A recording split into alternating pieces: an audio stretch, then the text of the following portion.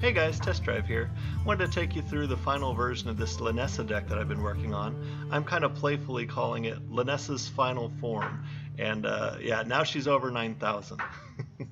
The first version of this deck ran 2 Call to Arms and had more of a tempo-based early game, and I found that that wasn't playing to Lynessa's strength as a late game minion as well as I wanted it to.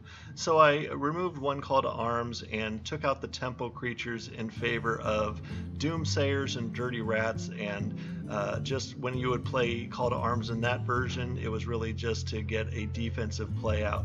But I found that with so many situational minions in your hand, sometimes it just felt a little too clunky to also have a situational call to arms sitting that you may not be able to use given the board state.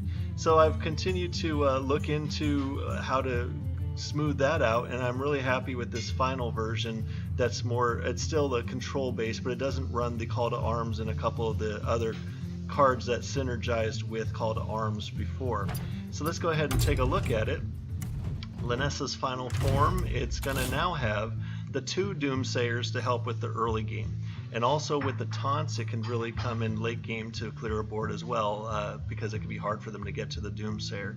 We're still running the equality combos with the Wild Pyromancer equality or Consecration equality, but additionally we've added Primordial Drake equality combo. This is a really good taunt for the late game, and especially when you have access to equality at turn 10 now you can clear the entire board, which is really nice. Sometimes you have the equality but you don't have the Wild Pyromancers, so that just comes in handy there. Another thing is Primordial Drake works really well against aggro decks that just keep rebuilding their board, and then you get to turn 7 and turn 8 and you can get your 4/8 body on the taunt on the board while still dealing with their board. It's really good for that. We're still running the core 6 card engine for Lynessa. We haven't added any more spells. We've got 2 Potion of Heroism, we've got 2 Blessing of Kings, and we've got 2 Spike Ridge Steed. But now we're also running the Primal Fin Champion. This has been a fun addition. Now this one, of course, is good for just a lot of situations. Early in the game, you can get a Primal Fin on the board, and then you can Potion of Heroism him and get that card back. Potentially, if he sticks a little bit later, or if he either sticks or you play him a little bit later, you can get Blessing of Kings on him. It just ends up having a lot of good combos. Now, another good thing he does is he draws a lot of silence targets out, because people see that they can silence him back down to a 1/2, lose all those buffs, and also not bring all the cards back to my hand. But that then just makes my late game Lynessa that much stronger, or my late game Tyrion that much stronger. So it's really been a pleasant surprise running the Primordial Champions. Running 2 Alder Keepers just to control the board as much as possible, and we've added 2 Rallying Blades. This is really helping us with the aggro board, and I feel like right now the deck is really doing well in surviving the early game. And yet now I also feel that we've put more late game threats in here by having things like even bigger Lynessas, even more silence protected Lynessas through the Primal Fin Champion. We've got another big taunt in there with the 8 mana Primordial Drakes. It's doing pretty good in the late game anyways. But now with the Rallying Blades and, of course, the equality combos and Doomsayers, it has a really good strength against surviving against aggro as well. We still have the Stonehill Defenders that work so good with Paladin Legendary taunts. Those combos are still in there. Zola the Gorgon working just great things with Lynessa Sunsorrow on turn 10 or 10 mana turns. You can play your Lynessa, get a really big Lynessa that they have a hard time dealing with, and then Zola a copy of her back, so while they're trying to deal with your one big Lynessa, you have a second one kind of waiting in the wings. That's been really a strong play. And we have the Sunkeeper Terram that again just combos so good with Rallying Blade or any board state that he can work with. It's that much better with Rallying Blade, where you can just attack whatever minion you want to get rid of when you do play your Sunkeeper term. The Corridor Creeper is being nerfed down to a 2/5. We used to run 2 copies in here, but the main reason we ran Corridor was not for the 5/5 stats, although that was always nice, the main thing was we wanted that 0 mana body on the board in order to have a cheaper, Spike Ridge Steed or something along those lines. So I do think that that combo still is going to work out well for this minion, but I only think we need 1 copy at 2/5. I just think that that's going to be the sweet spot for this card once it does get nerfed down to 2/5. It'll still have a place with our deck, but maybe not for 2 copies. We've got Lynessa Sunsorrow that the whole deck has been built around. She's really fun, really strong, and I think she's a great control card, just that she hasn't been properly utilized by the meta. And I do think that as people start to realize how strong she is in the late game, we might start seeing a resurgence of Lynessa in controlled style paladins. And finally, we round out the deck with the Tyrion Forward Ring that gives us all this strong, the weapon and everything else that Tyrion's so well known for, and just made that much stronger by the fact that it's really hard for the opponent to find a good silence on Tyrion in this deck because of all the other silence targets that may have taken their silence off the board by that time. And we have Uther of Ebon Blade, which has been really good. By the time you get 3 attacks with this weapon, you will have healed for 20 life and dealt 15 damage. That's very, very strong. And additionally, the 4 Horsemen passive actually does quite a bit for you. Upgrades all your passive minions to 1/1s, to 2/2s. That's not that big a deal, but they are a lot harder to deal with than 1/1s. And also with the passive of, if you have all 4 horsemen, then you win the game. That really does put your opponent in to a kind of a countdown in the late game where they have to deal with these somehow. They have to put some kind of resources into your horsemen as they're stacking up. So that's a really nice win condition to potentially have to disrupt what they might be doing.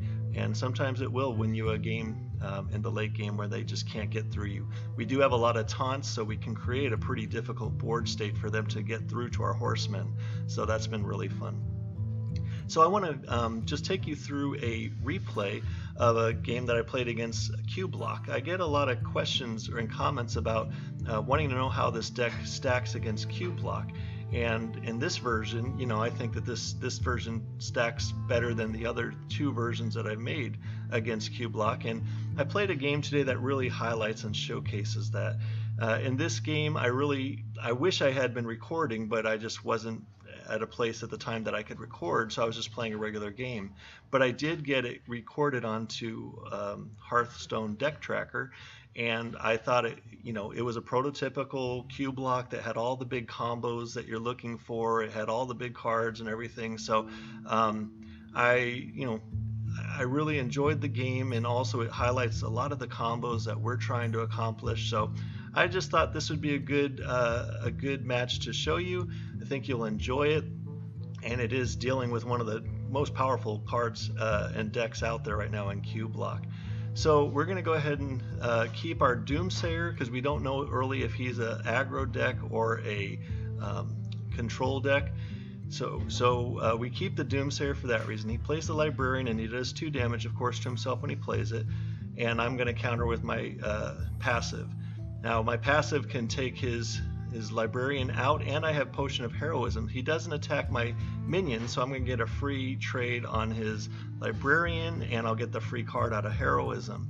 He then plays his Mistress of Mixtures for 2 mana, for 1 mana for a 2/2, and I'm going to get my Blessing of Kings. I decided to attack his Mistress instead of his face because I know from the earlier play that he's got his Spellstone powered up to a 5 damage, and that could have killed my Silverhand for free. He plays his Lackey on this turn for 2/2, and I'm going to counter with a Stonehill and take the Wicker Flame out of it and attack him in the face. At this point, I should not have played my passive because that gives him a good Defile turn. If I had not played that, in actuality, he could have still played Mortal Coil and got that same playoff, but I would have made him have to have that in hand. So that was a misplay for me to play my passive out there. He gets the Doomguard out plus a Librarian and a tap off. So he's starting to develop a pretty good board, and he's got a lot of good cards in hand. So now here's an example where I'm going to do a Doomguard with a strong taunt in front of him, where otherwise a lot of times you get to this late in the game and Doomsayers are really hard to play. With this deck you tend to have enough taunts. He did get a cube out, and he cubed up his Doomguard, so that means that when my Doomsayer went off, he got 2 5/5s. So at this point I'm going to Sunkeeper to bring those both down to 3/3 and at least mitigate some of the damage. But he plays a big old giant, and he has a 7 damage Spellstone that he's able to take out my Sunkeeper with. So at this stage the board is looking really strong on his side, and I'm looking like really weak. His 19 life, and he had a big board. I get a 0 mana corridor out. It may have been 1, and I get a Spike Ridge Steed on him to give me some defenses. So he goes ahead and trades in the one of his Doom Guards and does a lot of damage to his mountain, but he does, you know, get rid of the big corridor. But he, in the meantime, did a Faceless Manipulator, getting him a huge corridor. He had the same corridor as I had, and so he's looking really strong. I've only got a 2/3 and a 1/1 against his big 7/6. He Hellfires, it was 7/9. He Hellfires and he Prince 3s on it. So again, he's just got so much going on right now that it's really hard to keep up. But you've got your hero power, and in this case I could hero power and Spike Ridge Steed to get some more defenses on the board. Again, I am at 6 health, so I'm really super low, and he's still able to deal with each of my my threats. It's been really good. He gets an Umber Lackey combo out, meaning that he's going to trigger the Lackey Death Rattle, getting a Void Lord, and then trigger the Void Lord, getting 2 free Void Walkers. Really strong. So now his board is just incredible. I've got a Lynessa play here, and I go ahead and play the Lynessa. I get a 9/17 Divine Shield Taunt with Death Rattles, 2 Spike Ridge, 2 Stegodons, so that's really strong. And I'm going to, you know, take the trades I can find, but you know, right now his board is super strong, but this Lynessa is really giving him something to deal with. He cannot just attack through anymore because I've got a really big Lynessa. In the meantime, now I play my my Uther Death Knight, and I'm going to start healing up from that 5 life total that I was at. I'm now at 10 and kind of just looking to lifesteal up a little bit, which I do. And he gets another Doom Guard now out of his weapon. You know, so this is a free Doom Guard, and he gets a mountain on the same turn, and now he even gets his Lackey played, but he didn't have any more you know, any more minions in deck that it can pull, so that was good. We go ahead and take out his Void Lord with our 9 power Lynessa. She's just really strong, and I noticed that he's got this Umbra over here protected by all these taunts, so I double Pyro and Consecration, because that will give me enough to take out his 4 health Umbra and not let him do any more Void Lord shenanigans, which he did have the combo in hand if he wanted it. So we take care of that threat, and we get a horseman on the board. Now again, he can't have 4 horsemen, so he's now got to deal with that at some level whenever I'm hero powering around. He's going to eat his mountain giant, and he's got 2 more mountain giants now in the cube. I play my second Lynessa, so that first Lynessa was on here for a long time. It's actually still there, but I get a second Lynessa. He's going to Spellstone the first one, and I'm going to spawn 2 2/6 taunts, making my Lynessas actually like the uber Void Lord, the over 9,000 Void Lord, as they've only got 3/9 with taunt, and then taunt Death Rattle 3 1/3s. I've got 9/17 with taunt and Divine Shield, Death Rattle 2 2/6 taunts. That's pretty strong. So now I'm just I'm gonna try to just keep hero powering up and put pressure on him with my hero power. He's going to get a huge Faceless Manipulator onto my Lynessa here. Now he's got that same exact Lynessa, so that's a big deal to deal with. But I have this hero power kind of counting down, so I know that I have a chance to still win this game. And he's now got 2 more giants from the cube. He's taken care of my Uther, my Tyrion that I didn't have time to tell you about. And at this point I can Alder Peacekeeper his Lynessa down to 1 damage. I'm not super worried about his giants actually, because I know that my Lynessa can deal with those. Now that I've dealt with his Lynessa, you know, then I'm not as worried about his giants. He does have to defile here because I had a count of 3 horsemen at that point, and he really had to deal with them. So he does defile.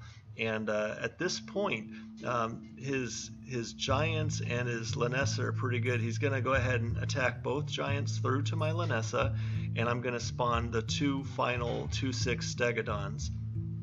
But he doesn't have much damage on the board with his only 1 power Lynessa.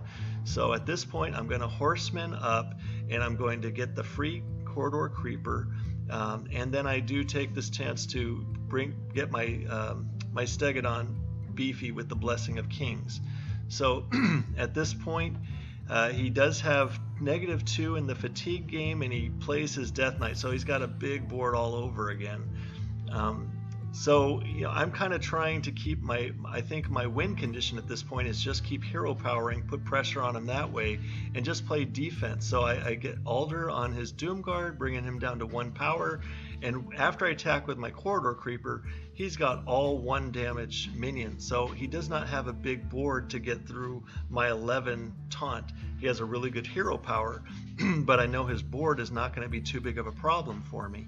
So at this point, when you look at his fatigue of -3, I've got 5 cards still to go before I get in fatigue. You can see that I'm going to win the fatigue match. Additionally, I'm putting pressure on him with the Horseman. I play my 3rd Horseman here and go ahead and attack his Void Lord and get a Rallying Blade up there. I did the attack just so I can get the Rallying Blade out there, and I knew I didn't have to worry about dying this turn. So he only has 3 attack on board. He does have his hero power, but his hero power really needs to be dedicated to my Horseman, not my face, and he quickly realizes that he's at -5 in the fatigue, and he realizes that he's not going to win the fatigue game. So at that point he goes ahead and he concedes. So I think this replay really showcases pretty well what the current and final version of this Lynessa deck can do. Lots of fun combos. That game was very fun to play, and as you can see how strong and powerful the Q block looked at times, we still have the gas to take out the late game win there. So I hope you enjoyed that replay, and if you're going to play the deck, I hope that you do give me your feedback. I hope you enjoy it. It's a lot of fun, and it's, I think, a very powerful deck. And at this point, Lynessa is over 9,000. So enjoy your Hearthstoning, and let me know if you do play the deck. Please give me your feedback. I'd love to hear from you. Take care. Thanks.